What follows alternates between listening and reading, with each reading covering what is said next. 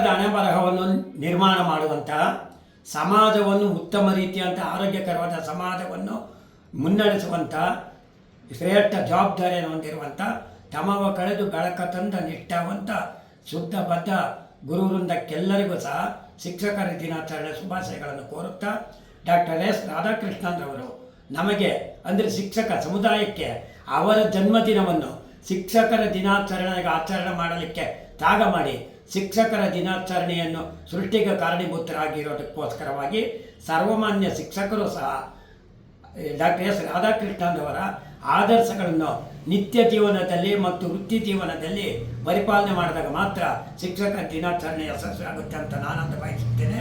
ಹಾಗೆಯೇ ಸಮಸ್ತ ಗುರುವಾಣಿ ಗಣ್ಯರ ಎಲ್ಲರಿಗೂ ಸಹ ಶಿಕ್ಷಕರ ದಿನಾಚರಣೆ ಒಂದು ಶುಭಾಶಯಗಳನ್ನು K99 ವಾಹಿನಿಯ ಮೂಲಕ ಕೋರಲಿಕ್ಕೆ ಬಯಸುತ್ತೇನೆ.